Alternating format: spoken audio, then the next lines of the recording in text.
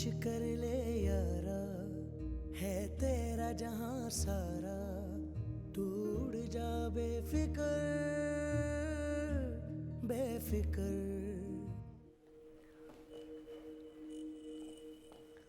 क्योंकि मैं वेट कर करके थक गया हूँ। मुझे लगा तुम खुद आओगे मुझसे बात करने। मैंने तुम्हें सेफ जोन में रखा, बॉस को कुछ बताया नहीं, लेकिन मुझे उसका अभी तक कोई बेनिफिट नहीं मिला। सलमान साहब, मैं समझ नहीं पा रही हूँ आप क्या कहना चाह रहे हैं। जरा खुल के बात करिए। यू नो, मुझे मालूम है there is something in between you and Umar. मैंने बॉस को अभी तक कुछ नहीं बताया। भाई, मेरा बताने का इरादा है। तुम्हारा और उमर का जो भी सीन है, it's none of my business. पर मुझे भी तो कोई बेनिफिट होना चाहिए ना यार। क्या बेनिफिट? देखो, प्रोजेक्ट के हवाले से जो होगा वो देखी जाएगी, बात की बात है। पर सबसे पहले तो हमारी दोस्ती होनी चाहिए, friendship, and friendship with benefit. हाँ, लेकिन कितनी मजबूरी है। ताड़ू को ये भी नहीं कह सकती। ताड़ू, तू बिल्कुल ताड़ू के।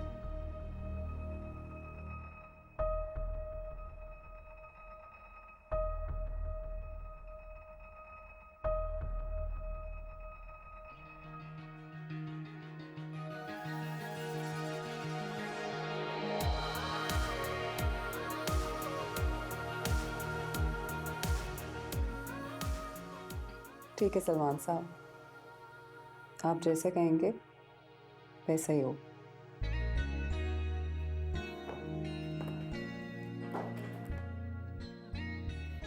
बस अगर 1 मिनट के लिए मेरे साथ चलिए। कहाँ? अरे चलिए तो सही। ये क्या कर रही हो? Maryam, Maryam please, Maryam, miss Maryam please.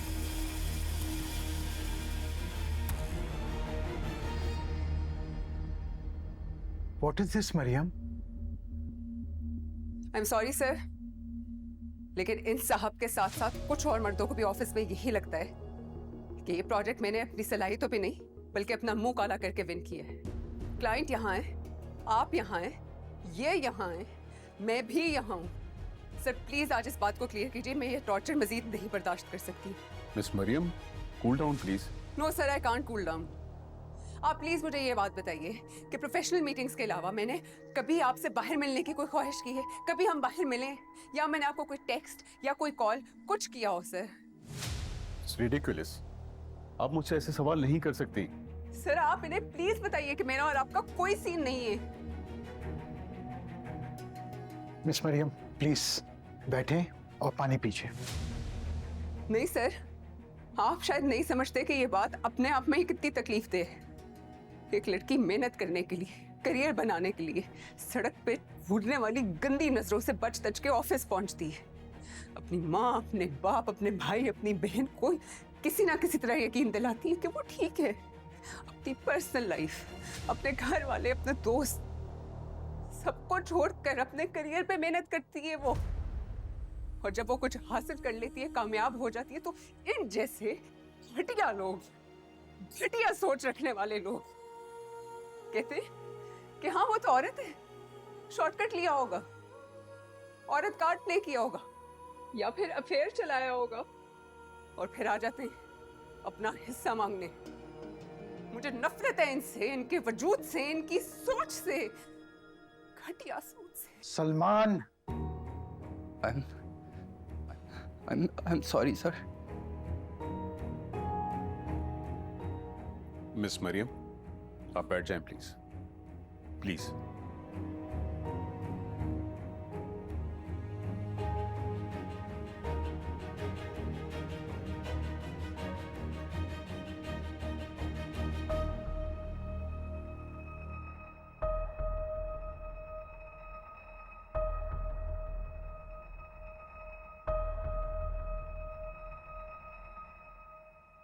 Are you okay, Miss Mariam? No sir, I'm not okay. मैं थक गई हूँ, रोज रोज के इस महाज से थक गई हूँ। हर लड़की थक जाती है,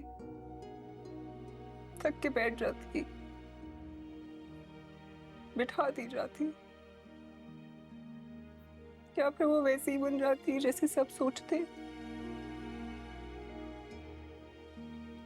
करियर बनाने के लिए, कामयाब होने के लिए लड़की को अपना कैरेक्टर सर्टिफिकेट पेश करना क्यों जरूरी होता है? क्यों सर? आप किसी भी शख्स के किसी भी सवाल का जवाब देने को पाबंद नहीं है मरियम।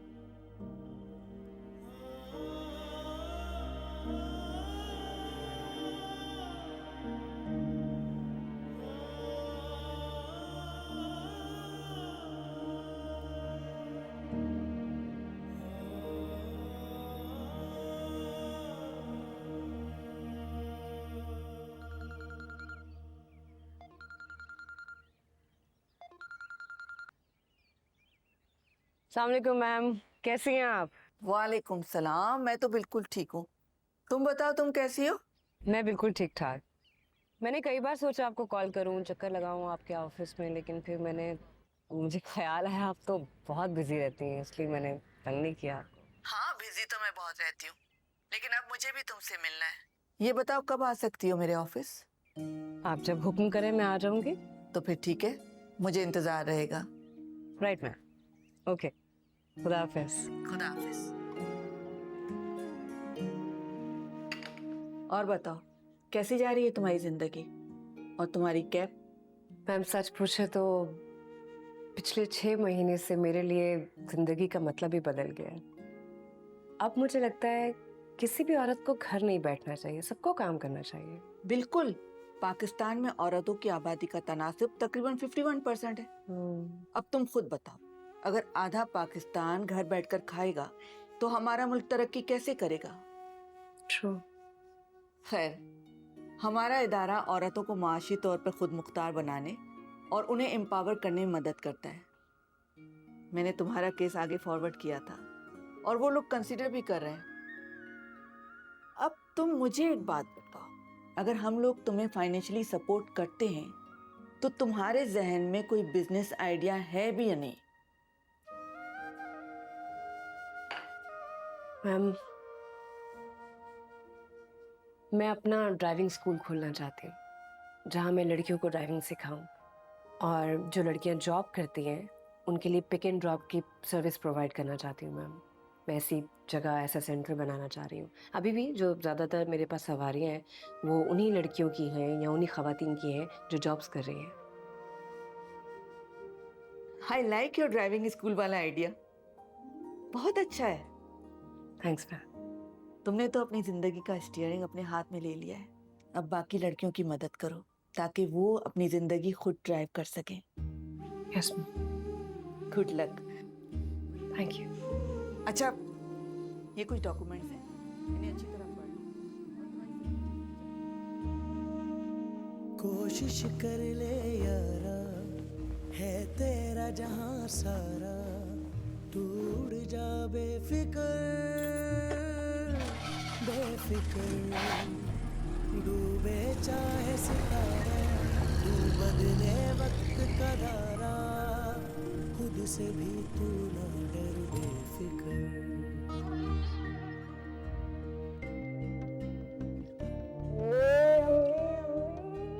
अरे अरे क्या हो गया भाई, क्या बात है? आपकी दुआओं से आपकी बेटी के और इस घर के दिन बदलने वाले हैं। पर कैसे हुआ, क्या है? अम्मी, मुझे अपना बिजनेस चलाने के लिए ना सरमाया मिल रहा है। उस सरमाए से मैं ड्राइविंग स्कूल बनाऊंगी और ड्राइविंग स्कूल में लड़कियों को ड्राइविंग सिखाऊंगी। और बाबा की जो टैक्सी है ना, इसको बेच के मैं किस्तों पे नई गाड़ी लूंगी और उस गाड़ी को मैं उस ऐप से कनेक्ट करूंगी जिससे घर बैठे सवारियां मिल जाती हैं। सच कह रही हो? जी अम्मी, बस कल से ऐसी जगह ढूंढनी है जहाँ मैं ड्राइविंग स्कूल बना सकूं। माशाल्लाह माशाल्लाह, अल्लाह ताला मेरी बेटी को बहुत तरक्कियां दे। आमीन आमीन। लेकिन बेटा ये टैक्सी मत बेचो। क्यों अम्मी? तुम्हारे अब्बू अक्सर कहा करते हैं कि हमारे अच्छे बुरे वक्त में इस टैक्सी ने हमारा बहुत साथ दिया है, और तुम्हारे दिन भी तो इसी की तुफैल बदले हैं ना। इसे मत बेचो। तुम्हारे अब्बू को तुम्हारा टैक्सी चलाना अच्छा नहीं लगता, फिर अगर ये बात सुनेंगे तो उन्हें दुख होगा। अम्मी, जिंदगी में एक जगह स्टक होकर बैठने वाली सोच गलत है। जिंदगी को और जिंदगी के तरीकों को वक्त के साथ साथ अपडेट होते रहना चाहिए। हाँ वो तुम ठीक कह रही हो, लेकिन यकीन माने, अब्बू चाहते ना तो इस टैक्सी को अपडेट करवा सकते थे, और अगर ये अपडेट हो जाती ना तो हमारी जिंदगी अपडेट हो जाती। अम्मी अम्मी, पुरानी रिवायतें हो या पुरानी टैक्सी, मैं ये नहीं कह रही कि बुरी है, पर उनके साथ चिमट के बैठे रहने वाली सोच गलत है। उस सोच को बदलना है। ये ठीक कह रही है ताबिंदा। मेरे जैसे कितने ही हैं जो जमाने के साथ दौड़ने से डरते हैं, उन्हें तब्दीली से डर लगता है। अगर मेरी बेटी निडर हो गई है तो तुम उसमें मेरा खौफ मुंतकिल मत करो। करने दो इसे सब जो ये करना चाहती है।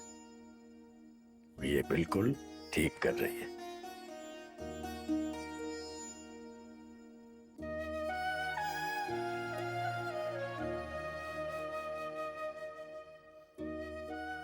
जीती रहो बेटी, और हो सके तो मुझे माफ कर देना। अगर मैंने जितना जोर हातिम की तालीम पर दिया उतना तुम पर दिया होता तो तुम्हें ये सब ना करना पड़ता। It's okay, अब्बू, it's okay। मैं अभी भी पढ़ सकती हूँ, और मैं पढ़ रही हूँ। मैंने प्राइवेट एडमिशन के और पेपर्स की सारी इंफॉर्मेशन ले ली। खुश रहो मेरी बच्ची। बेटा सब कुछ करो जो तुम करना चाहती हो। Thank you. सब मेरा बच्चा, सब। बन के दिखा दे सबको तू नूरे आप साथ है ना? बेशक। बस ये चाहिए। इशारों से मुड़ जाए दहकी हवा, तेरे कदम अब रुक न सके, हौसले तेरे झुक न सके, फिर खुदा भी पूछे तुझसे तेरी रजा।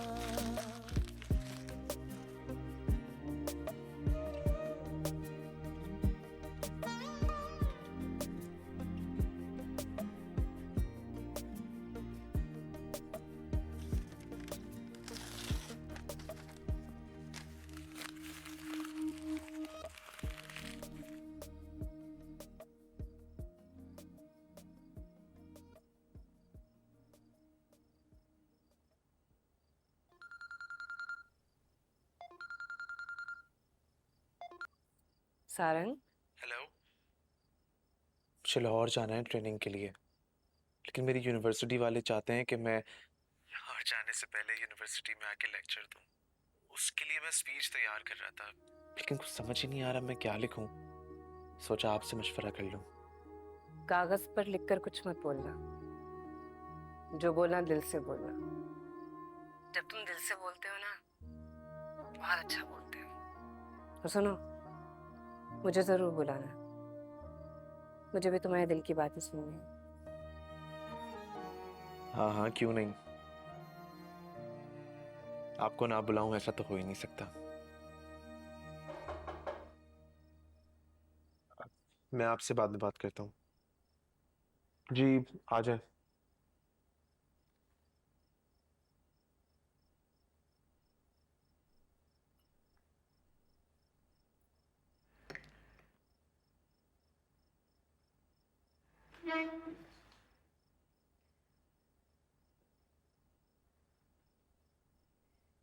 कब जा रहे हो ट्रेनिंग के लिए? आप क्यों लाएंगे ये? मुझे आपकी मोहब्बत और आपके इस रवैये की आदत नहीं है। खफा हो अब तक? माफ नहीं करोगे अपनी माँ को? मुझे आपसे और एकांत से कोई शिकायत नहीं है। ठीक है, तो फिर वादा करो कि तुम्हारी पोस्टिंग चाहे कहीं पे भी हो, छुट्टियों में तुम हमारे पास आया करोगे, अपने घर आओगे ना? पापा की वजह से ये घर मेरे लिए घर था। अब जब वो ही इस दुनिया में नहीं रहे तो फिर यहाँ आने का क्या फायदा। इसका मतलब तुमने मुझे और अपने भाई को अब तक माफ नहीं किया।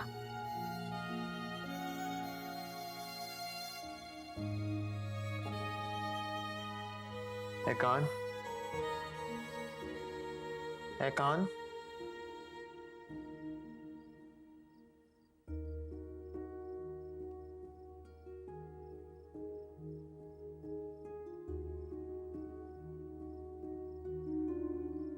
ऐकान, मुझे पता है तुम दरवाजे के पीछे खड़े होकर हमारी बातें सुन रहे हो। घबराओ मत, अंदर आ जाओ।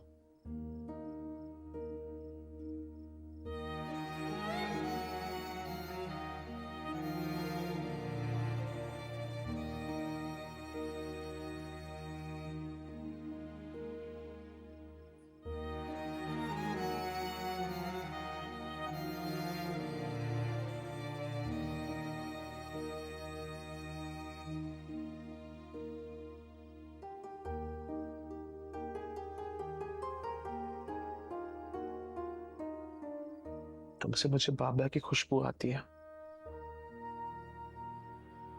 तुम हमेशा मेरे छोटे भाई रहोगे। लेकिन एक बात याद रखना ज्ञान, मेरे असिस्टेंट कमिश्नर बनने के बाद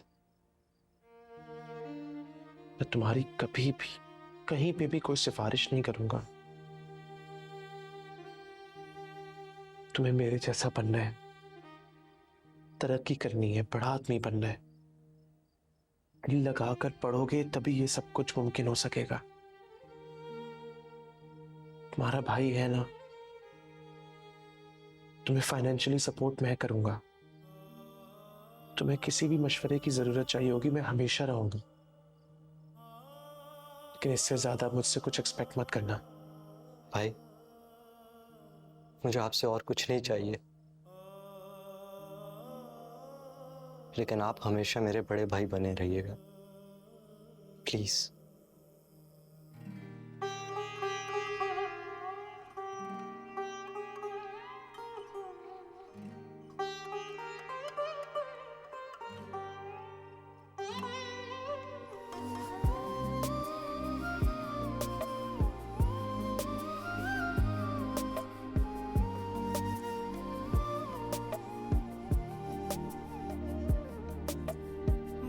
दिखा दे सबको तू नूरे सुबह, तेरे इशारों से मुड़ जाए दहकी हवा।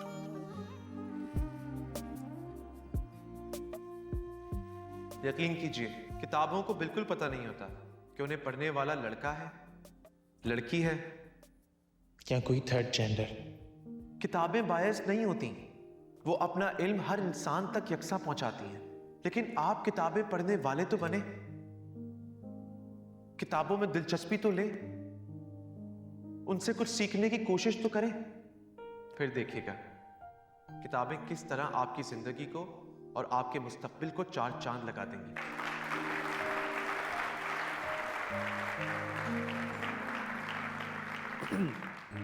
अब एक और बहुत जरूरी बात, एतमाद। मुझ जैसे इस मुल्क में हजारों बच्चे हैं, लेकिन क्या वजह है कि चंद ही किसी मुकाम तक पहुंच पाते हैं? क्योंकि उनकी जिंदगी में शब्बीर अहमद जैसा बाप नहीं होता। हमें मुझ जैसे बच्चों के लिए शब्बीर अहमद बनना है, उन्हें गले से लगाना है, उन बच्चों से दोस्ती करनी है। यकीन कीजिए, पैदा होने वाले बच्चे का इसमें कोई कसूर नहीं होता। जब उसे उसके सगे घर वाले रिजेक्ट कर देते हैं, ये सोसाइटी उसे रिजेक्ट कर देती है। रिजेक्शन तो क्या, उसका मजाक उड़ाती है, उसे डिग्रेड करती है। और उसके रिएक्शन में जब वो बच्चा कुछ बहुत बुरा करना शुरू हो जाता है, तो वो बच्चा अपनी जिंदगी बद से बदतर करता चला जाता है। लेकिन मेरा एक सवाल है, इस सब का जिम्मेदार कौन है? वो बच्चा या हम? कोई भी बच्चा बाय डिफॉल्ट बुरा पैदा नहीं होता। ये सोसाइटी हम सब मिलके उसे बुरा बनाते हैं।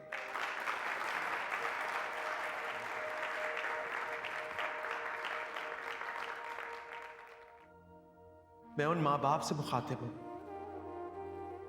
अगर आपके घर में कोई थर्ड जेंडर बच्चा पैदा हो जाए तो उसकी पैदाइश पे कभी कोई सवाल मत उठाइएगा, क्योंकि वो अल्लाह की मखलूक है।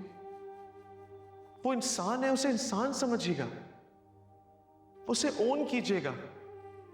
उसे बस आपका थोड़ा सा ज्यादा प्यार चाहिए, थोड़ी सी ज्यादा तवज्जो, थोड़ी सी ज्यादा टेंशन।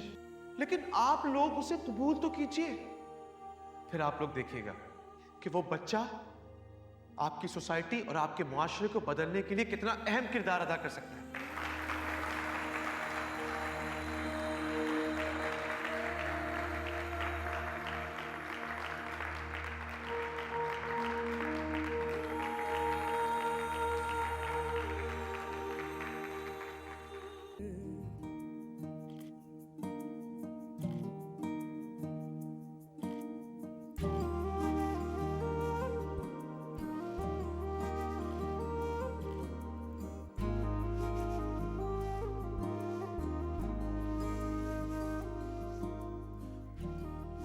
क्या बात है लड़के, तुम तो छा गए हो।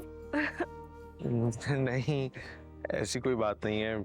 ऐसी ही बात है, माशाल्लाह। अच्छा सुने, मेरे दोस्त वोस्त तो है नहीं। अब आपसे दोस्ती की है तो आपको मेरे हर अच्छे और बुरे वक्त पे मेरे साथ खड़े रहना होगा।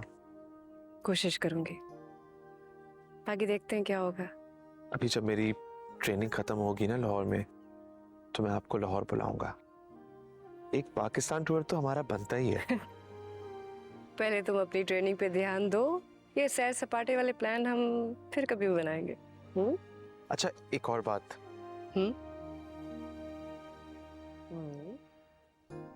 सीएसएस के रिजल्ट आने के बाद से और अम्मी और भाई का जो रवैया बदला है, और स्पेशली बाबा के जाने के बाद, पता नहीं मुझे लग रहा है मुझे कुछ हो गया है। क्या हो रहा है? पता नहीं, आई डोंट नो। इतनी अटेंशन और प्यार मिल रहा है, मुझे डर लग रहा है कि मैं कहीं बिगड़ ना जाऊं। अच्छा, फिर ये कि मैं चाहता हूं कि आप मेरी कान खींचने वाली दोस्त बने, कि अगर कभी भी मैं अपने ट्रैक से आउट हूं या थोड़ा सा भी हवा में उड़ने की कोशिश करूं ना, तो आप मुझे कान से पकड़ कर खूब डांट पिला दीजिएगा। Are you sure? डांट खा लोगे मेरी? सारी अथॉरिटीज आपको दे रहा हूं।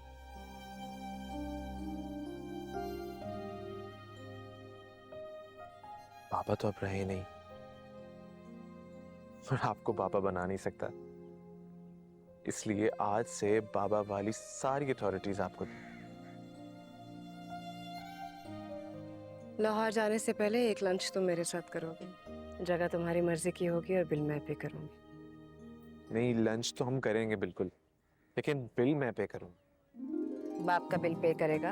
हाँ बदतमीज। हाँ एक लगाऊं, दूं मैं? हाँ करो।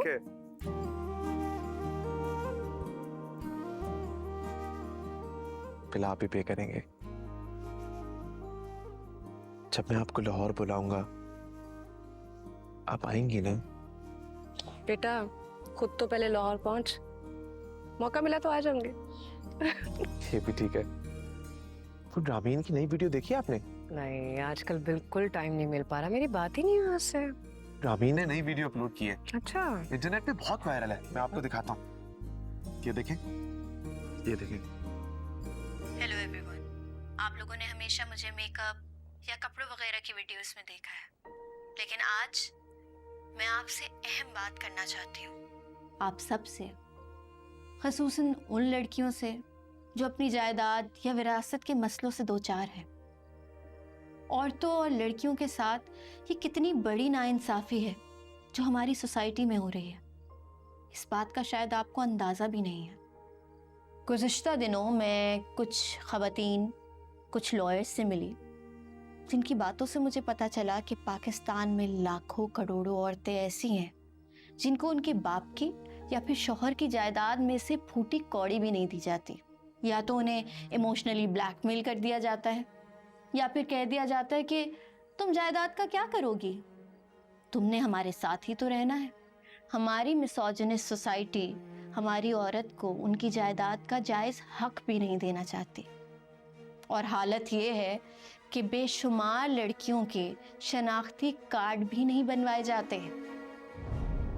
मैं सच कह रही, अगर बाप की जायदाद है तो उसमें से हिस्सा या हक ना देना पड़ जाए।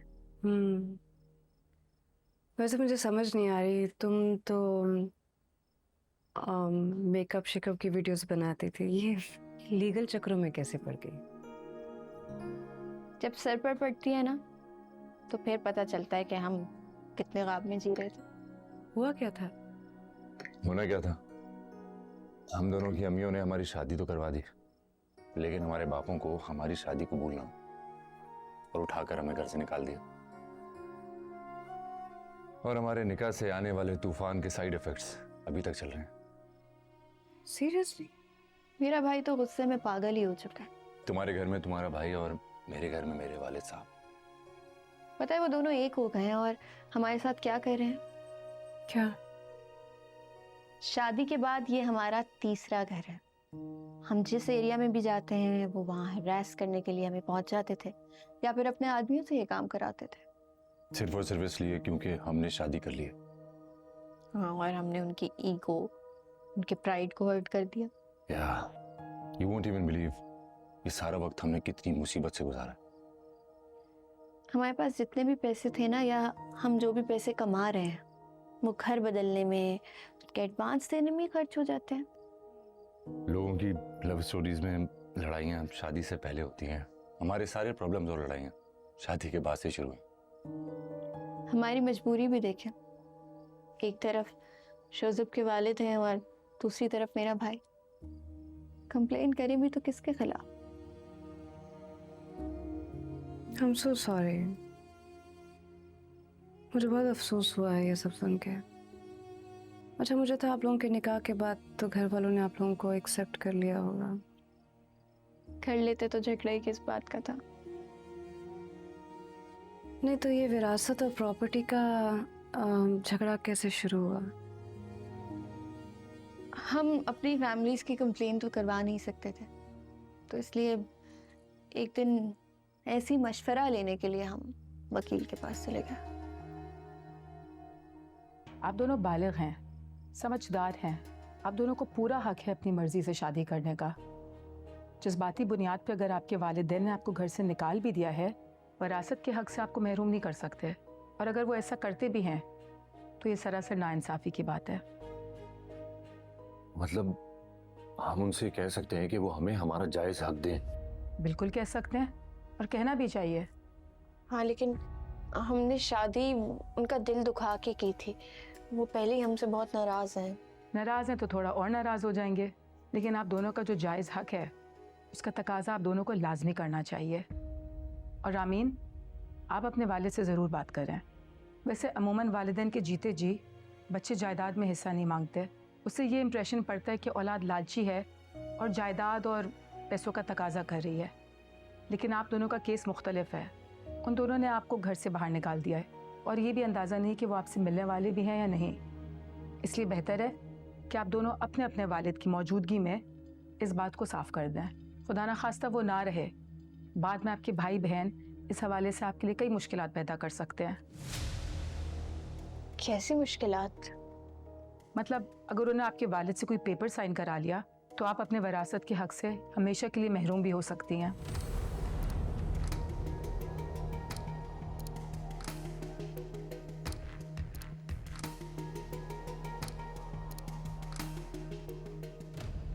मुझे अब सब कुछ समझ में आ गया है। निकाह और शादी के बाद अब्बू ने मुझसे एक बार भी बात नहीं की, और वो इसलिए नहीं क्योंकि वो मुझसे बात नहीं करना चाहते, बल्कि इसलिए क्योंकि तलाल भाई उनको मुझसे बात करने ही नहीं दे रहे। रमीन प्लीज, तुम तलाल भाई की तरफ से बदगुमान मत हो, छोड़ दो यार ये सब। यार वो आज से नहीं, वो शुरू से मेरे दुश्मन है। और क्या क्या किस्से सुनाऊं मैं उनकी ज्यादतियों के। अच्छा सुनो, शादी को 2-4 साल गुजर जाने दो, हो सकता है ये सब कुछ खुद ही ठीक हो जाए। तुमने सुना नहीं वकील ने क्या कहा है? मुझे अगर अपनी विरासत या जायदाद के हक के बारे में बात करनी है तो मुझे अब्बू के जीते जी ही कर लेनी चाहिए। रामीन, मुझे ऑनेस्टली तुम्हारी फिक्र हो रही है। समझ नहीं रही हो, मैं नहीं चाहता हूँ तुम तलाल भाई से इस सिलसिले में उलझो। उलझना तो पड़ेगा। वो मेरा हक खाना चाहते हैं, और सिर्फ हक नहीं खाना चाहते, मेरे माँ बाप को मुझसे बदगुमान भी कर रहे हैं। मुझे बात नहीं करने देते, मुझे मिलने नहीं देते। और अब मैं अपने माँ बाप से मिलूंगी भी और अपना हक भी मांगूंगी।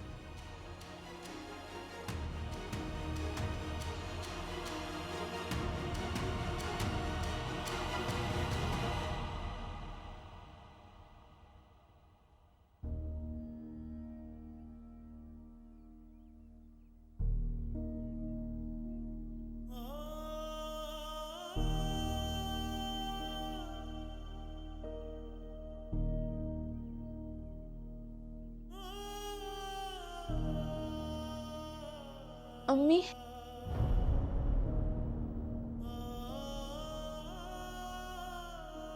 रुक जाओ। इस घर से तुम्हारा हर ताल्लुक खत्म हो चुका है।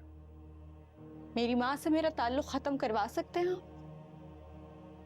नहीं करवा सकते ना, तो मत करें ऐसे।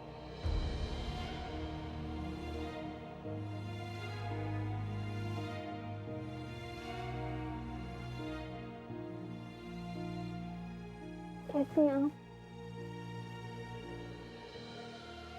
अम्मी, इस तरह रोना तो नहीं है, अब तो मैं आ गई हूँ ना। आ गई हूँ का क्या मतलब है? तुम्हारे लिए इस घर के सब दरवाजे बंद हो चुके हैं। चली जाओ यहां से। मैं सारे बंद दरवाजे खोलने के लिए तो आई हूँ, और सिर्फ इस घर के नहीं बल्कि रियाकारी और नाम नेहात गैरत के भी आज दरवाजे खुल ही जाने चाहिए। तुम यहाँ आई क्यों हो? मुझे अब्बू से मिलना है। अबू तुमसे नहीं मिलना चाहते। ठीक है, ये जुमला मैं उनके मुंह से सुनना चाहती हूँ। मैं तुमसे कहा ना, अब्बू तुम्हारी सूरत भी नहीं देखना चाहते। तुमने जो कहना है मुझसे कहो, मैं तुम्हारा मैसेज उनको दे दूंगा। मुझे उनकी जायदाद से अपना हक चाहिए, वो भी उनके जीते जी। और ये बात उनसे मैं बराह रास्त करना चाहती हूँ। तुमने हमारे खानदान की तजलील की है, घर से भाग के शादी की है तुमने। अब्बू की जायदाद में से तुम्हें एक फूटी कौड़ी नहीं मिलेगी। ठीक है, ना मिले, लेकिन ये बात मुझे उनके मुंह से सुननी है। अगर जो बात आप कह रहे हैं वही बात अब्बू ने मुझे कह दी ना, तो उल्टे पांव इस घर से वापस चली जाऊंगी और कभी शक्ल नहीं दिखाऊंगी। मैं तुम्हें कहा ना, अब्बू तुमसे नहीं मिलना चाहते। तलाल, भाई हो भाई रहो, बाप बनने की कोशिश मत करो।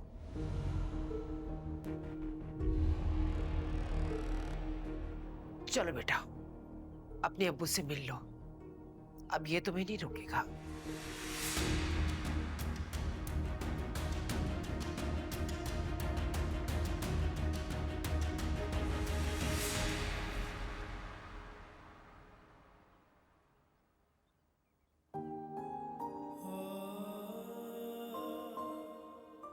माफ कर दे अम्बू,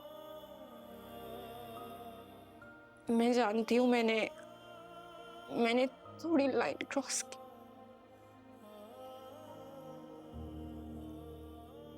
वही शादी अपनी मर्जी से की जो कभी आप करवाना चाहते थे, और थोड़ा बहुत बदनामी का भी बाइस बन गई। लेकिन अब्बू, एक बार मेरी वीडियोस ईमानदारी के साथ देख के तो देखें। जितने लोग मुझे बुरा भला कहते हैं उनको तो हम उंगलियों पे गिन सकते हैं, लेकिन इतने लोग ऐसे हैं जो मुझसे इतना प्यार करते हैं, इतनी इज्जत देते हैं, उनकी तादाद तो बेशुमार है। आपने और अम्मी ने मुझे इज्जत के साथ सर उठाकर जीना सिखाया। कसम से मैंने कभी भी इस घर की इज्जत पर, अपनी इज्जत पर नहीं आने दिया, कभी भी नहीं। लेकिन मुझसे जो भी गलती हुई है उसे नादानी समझकर माफ कर दे।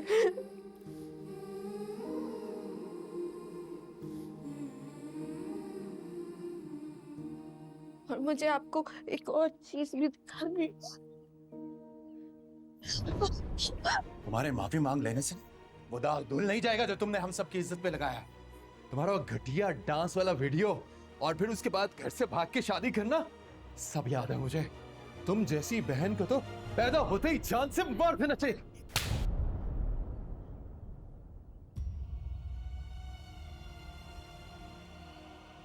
तलाल, बस कर दो, बस कर दो तलाल। अपनी बहन को तुम अब क्या जान लोगे? वो आपने देखा नहीं कि इसने हम सब के साथ क्या किया? मैं कुछ नहीं भूला हूं। मुझे सब याद है जो इसने किया था, और मुझे वो भी सब कुछ याद है जो तुम कर चुके हो। और जो तुम इस वक्त कर रहे हो, मैं वो भी सब कुछ देख रहा हूं। अपने बूढ़े माँ बाप और उनकी हिम्मत को इतना नहीं आजमाते तलाल। अबू, आप इसको माफ करने की हिमाकत हरगिज नहीं करेंगे। मैं ये हिमाकत जरूर करूंगा, इसे माफ करूंगा। माँ बाप और करते क्या हैं? अपनी औलाद को माफ करते हैं ना, मौका देते हैं। तुम्हें भी इतने सारे मौके दिए हैं, तो इसको मौका क्यों ना दूं मैं? ये तुम्हारी तरह मुझ पर उंगली उठाकर हुक्म नहीं चला रही, मेरे कदमों में बैठकर मुझसे माफी मांग रही है। इसको मैं माफ करूंगा, और जो भी मेरी जायदाद में इसका जायज हक है वो भी इसको दूंगा, अपनी जिंदगी में जीते जी। और तुमने जो करना है ना, वो कर लो।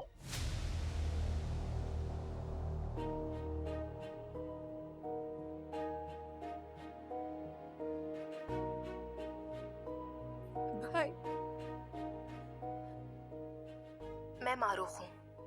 आप सब लोग मुझे मेरे व्लॉग की वजह से जानते हैं। कुछ दिन पहले रामीन की जो वीडियो वायरल हुई थी, वो मैंने करवाई थी। उसकी फैन फॉलोइंग की वजह से मैं जेलस थी, इसलिए उसकी एक डांस वीडियो मेरे हाथ आई। मैंने उसको मॉर्फ करके फेक वीडियो बनाकर वायरल कर दिया।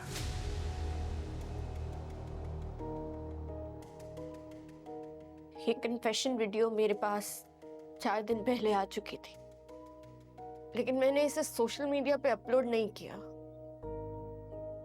क्योंकि मैं नहीं चाहती थी कि मेरे माँ बाप, मेरे घर वाले कोई कन्फेशन वीडियो देखने के बाद मुझे माफ करें। मैं सोशल मीडिया स्टार नहीं हूं, आपकी बहन हूं, आपकी और आपकी बेटी हूं। नहीं चाहती थी कि कोई भी कन्फेशन वीडियो देखने के बाद आप लोगों को मुझ पर एतबार है, बल्कि किसी भी माँ बाप को अपनी बेटियों पर एतबार करने के लिए किसी सबूत की जरूरत नहीं होनी चाहिए।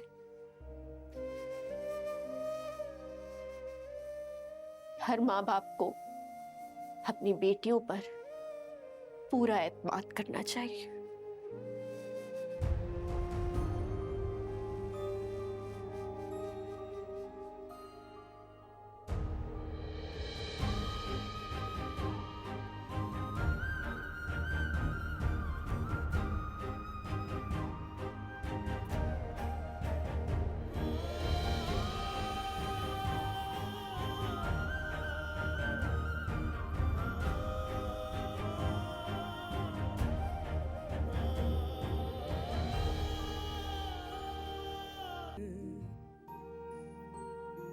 लाओ भी लाओ, अब इस चुन्नी मुन्नी गुड़िया को मुझे दे दो। हाँ, ये ले जी। मुझसे ज्यादा लाड तो आप करने लगी इससे। 6 महीने से यहाँ पे रह रहे हैं। इस अरसे में इतनी प्यारी बच्ची से खास उन्स तो हो जाएगा ना मुझे। आपकी नवासी नहीं है ना, इसलिए अभी भी आप उन्स कह रहे हो। ये नहीं कह रही कि आपको इससे मोहब्बत हो गई। हो गई है मोहब्बत, लेकिन ये बात भी सच है कि ना तो ये तुम्हारी सगी बेटी है, ना मेरी सगी नवासी। और क्या? वो भी कह दे, चुप ना रहे। बेटा, तुम एक पराई बच्ची की खातिर 6 महीने से अपने शौहर का घर छोड़ के यहाँ पे बैठी हुई हो। क्या ये मेरा घर नहीं है? नहीं, बिल्कुल तुम्हारा घर है। लेकिन तुम जानती हो कि मैं तुम्हें क्या कहने की कोशिश कर। आपको ये मेरी बेटी नहीं लगती ना, लेकिन सच माने मुझे ये अपनी ही बेटी लगती। ऐसा लगता है जैसे मैंने इसको पैदा किया है, अल्लाह ने इसको दुनिया में मेरे लिए भेजा है। मैं सबसे लड़ सकती हूँ इसके लिए, लेकिन इसको दूर नहीं कर सकती खुद से, किसी कीमत पर भी नहीं। मिज़नावा जी, आमिर साहब आए हैं।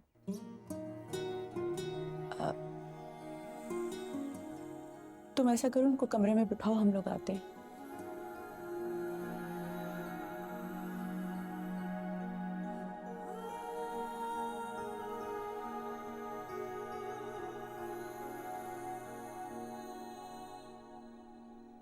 अम्मी, शिफा को मेरे पास छोड़कर जाए। बेटे, मैं इसे देख लेती हूँ। इतने दिनों के बाद तुम्हारा शौहर घर पे आया है, प्लीज थोड़ी देर के लिए अकेले में तो बात कर लो उससे। नहीं अम्मी,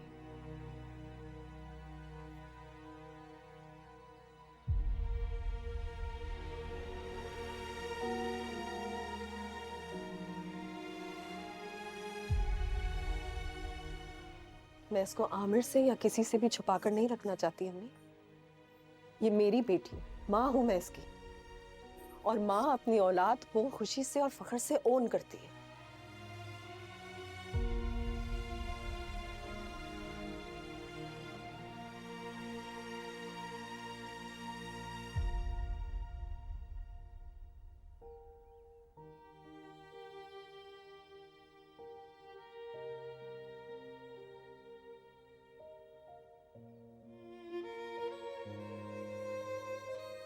अस्सलाम वालेकुम। वालेकुम सलाम।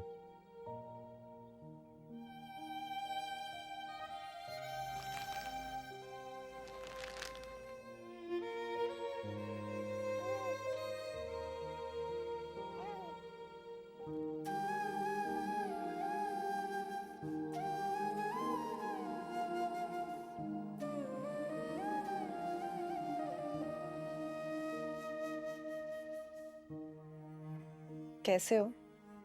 6 महीने से खाली दीवारों से सर मार, कैसा हो सकता? मैं भी बहुत मिस कर रही थी। मिस कर रही थी तो छोड़ो ये जिद, चलो घर। जिद होती तो कब की छोड़ चुकी होती है। ये मेरी बेटी है, और बेटी को भला कौन छोड़ सकता है? नहीं मिजना, ये तुम्हारी बेटी नहीं है, ये हमारी बेटी नहीं है, सिर्फ तुम्हारी जिद है और कुछ नहीं। मैंने एक बार नहीं कई बार इसकी माँ को ढूंढने की कोशिश की। अगर मुझे इसकी माँ मिल जाती ना, तो मैं उसके कदमों में बैठ के उसको मना लेती, इसकी माँ के हवाले कर देती इसको। लेकिन वो मुझे नहीं मिली। लेकिन मुझे मिल गई है।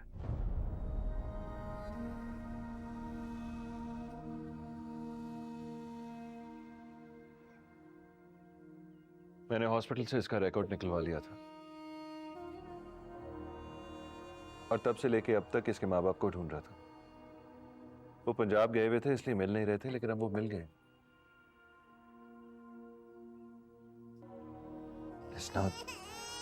मिजना, तुम लाख कह लो, लेकिन तुम इसकी माँ नहीं हो, और जो इसकी माँ है वो तुम नहीं हो सकती।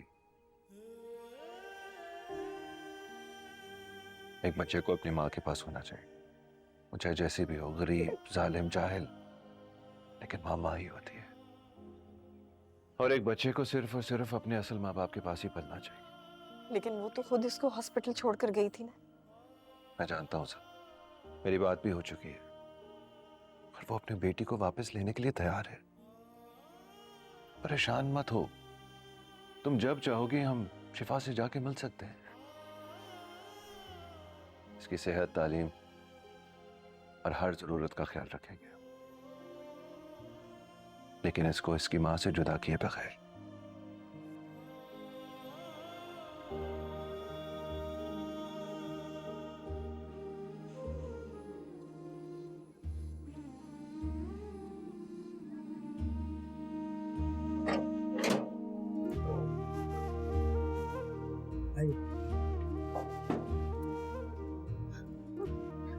मेरी बच्ची, बाजी, मेरी बच्ची अपनी अम्मा को माफ कर दे। बाजी, तेरी बड़ी मेहरबानी, तूने पाल पोस के इसको इतना बड़ा कर दिया। बाजी, मैं तेरा ये औतार सारी जिंदगी नहीं भूलूंगी। मैं उस दिन से रोज रोती हूँ, मैं इसको रोज कहती हूँ कि मेरी बच्ची ला दे। साहब जी, बेगम साहिबा, माफ कर दिया हमें। पहले ही 4 बेटियां हैं, और जब मैंने सुना ना 5वीं बेटी हुई है तो मैं गुस्से से पागल हो गया, और मैंने उसको कह दिया कि जाओ, जाकर इसको अस्पताल छोड़ के आ जा, नहीं चाहिए हमें एक और बेटी। और ये आ गई वापस, और हम कराची छोड़ के चले गए। ये तो साहब जी मुझे लेकर आए हैं और मुझे नौकरी भी दे रहे हैं। बेगम साहिबा, अपने भाई को माफ कर दो, माफ कर दो अपने भाई को। अरे बस बस, अब कैसा रोना। नौकरी के साथ साथ आपकी सारी बेटियों का ख्याल भी रखेंगे, उनका खर्चा उठाएंगे, पढ़ाएंगे, लिखाएंगे उनको। किसी चीज़ की फिक्र करने की ज़रूरत नहीं होगी। उनकी सेहत, तालीम, हर चीज़ का ख्याल हम ही रखें। ये इसकी कुछ चीजें हैं जो मैंने ली थी, ये आप रख लें, और इसमें इसका फीडर है।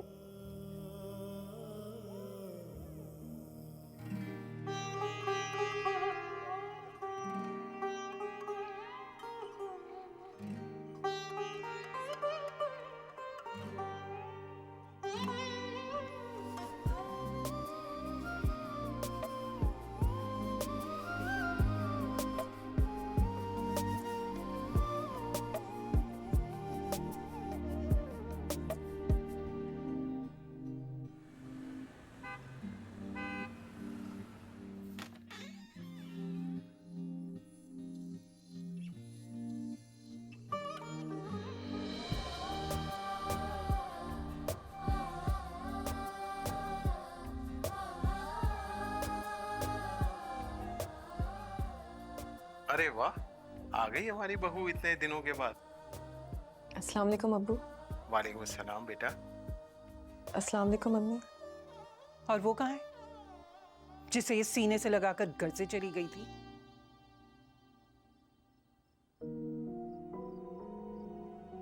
शिफा को हम उसके असली माँ बाप के पास छोड़कर आए, लेकिन अभी भी अम्मा, वो हमारी ही बेटी है। उसके खाने पीने, सेहत, तालीम, हर जरूरत का खर्चा हम दोनों उठाएंगे। और एक और बात, आज के बाद आप रिजना को मां ना बनने का ताना कभी नहीं देंगे, क्योंकि सच ये है कि कमी इसमें नहीं, बल्कि कमी मुझ में है।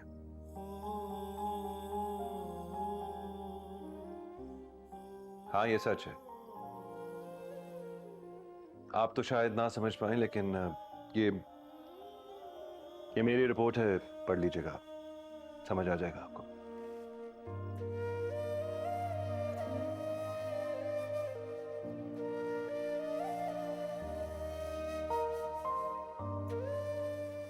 ज्यादा परेशान होने की जरूरत नहीं है।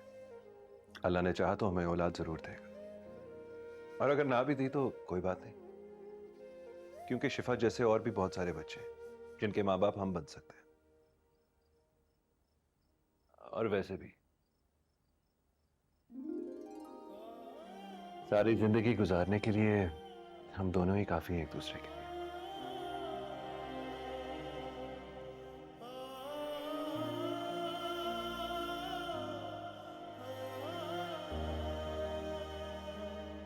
आए तो सही अब्बू। बेटा कहाँ ले जा रही हो? आज तो डॉक्टर के पास भी नहीं जाना। अच्छे अब्बू, ज्यादा बातें नहीं करते, चुप करके आए। वो सामने देखिए क्या है, अब देखें आप। हाय।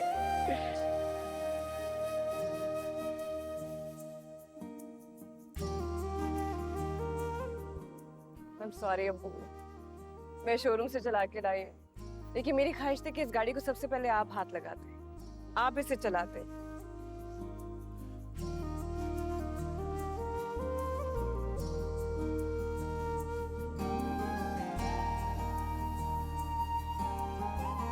आए ना अब्बू।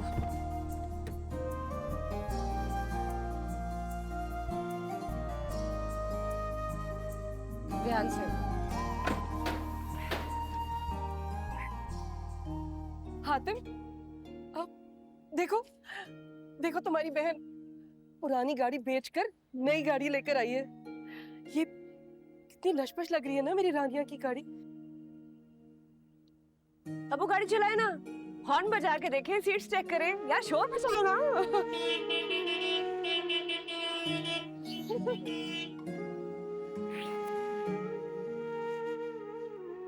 तुमने तो बस बस, कांग्रेट्स बोलो, ज्यादा लेक्चर देने की जरूरत नहीं है।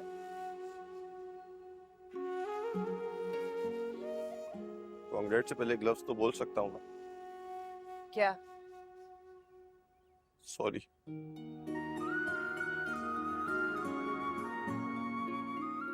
कान लाल हो गया ना, मेरा काम हो गया। अभी देख लें, मेरे सॉरी बोलने का नाजायज फायदा उठा लिया ये। हो गया तेरा। कैमरा निकाल, मोबाइल निकाल ना, तस्वीर बना जल्दी, सेल्फी ले गाड़ी के साथ। अबू चीज, पास आओ ना, इतनी दूर क्यों हो, पास आओ। चीज चीज करते सब, चीज बाबा चीज। व्हाट्सएप स्टेटस लगाता हूँ, कांग्रेट्स सिस, ये कैप्शन सही है ना?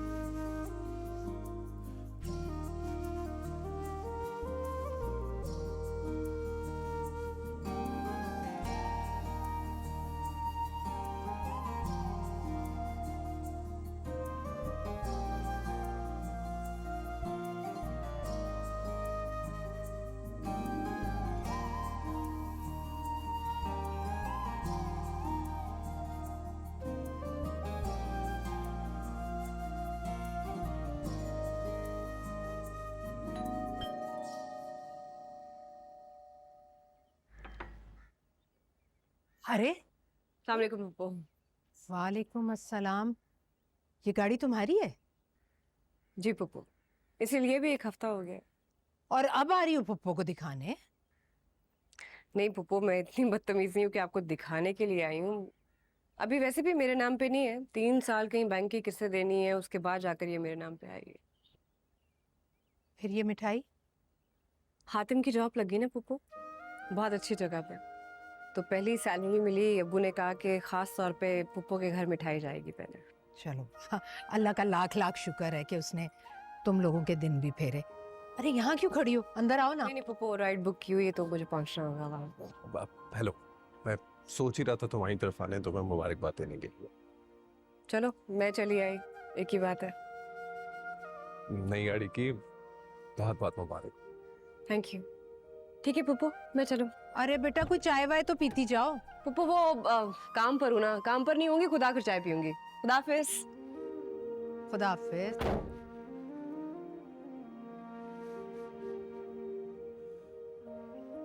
तुमसे लिए हुए पैसों की लास्ट इंस्टॉलमेंट मैंने ट्रांसफर कर दी है, चेक करो रिसीव हुई है। अब तो मुझे इस तरह शर्मिंदा करोगी?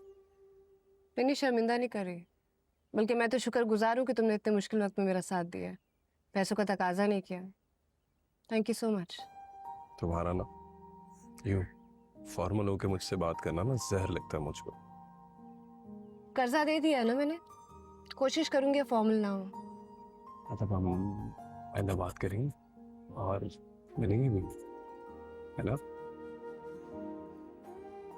पता नहीं, देखते हैं। सॉरी मेरी राइड की कॉल आ रही है। हेलो जी sir, sir 5 minutes away. Yeah I am on my वे।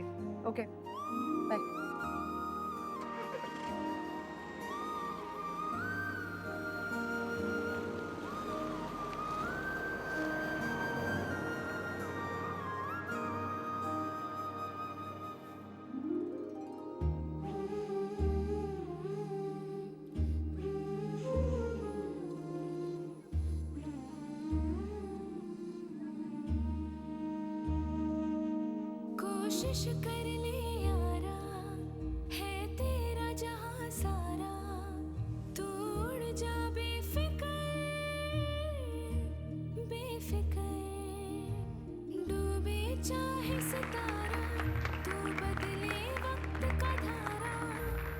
खुद से भी तू ना डर बेफिक्र तेरे दिल का शोर खींचे तेरी ओर खींचे तेरी ओर तेरे दिल का शोर तेरे दिल का शोर ये जिंदगी अल्लाह तुम्हें तरक्की दे। तो है सफर छोड़ दे गम को सरे राह गुजर ये जिंदगी तो है सफर छोड़ दे गम को सरे राह गुजर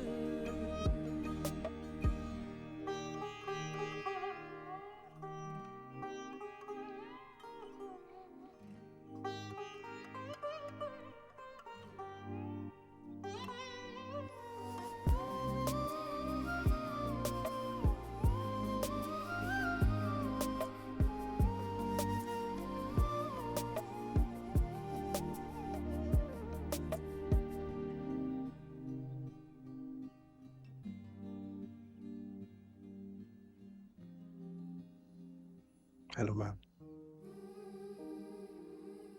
मैम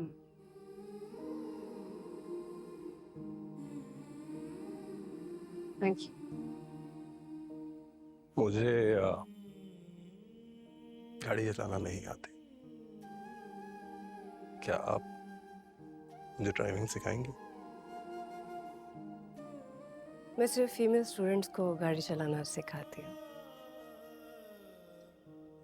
अगर आपको मुझसे गाड़ी चलाना सीखनी है तो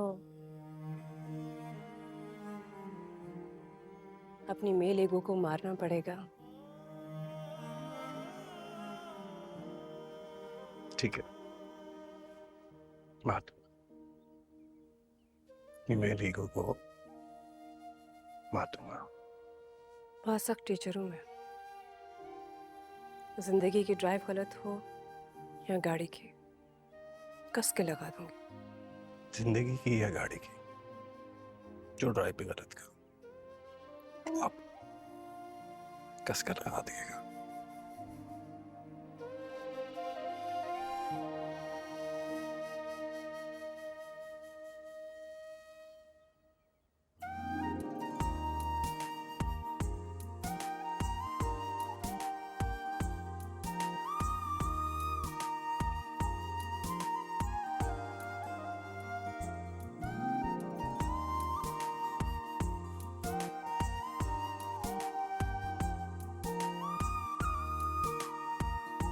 कोशिश कर ले यारा है तेरा जहां सारा तू उड़ जा बेफिक्र बेफिक्र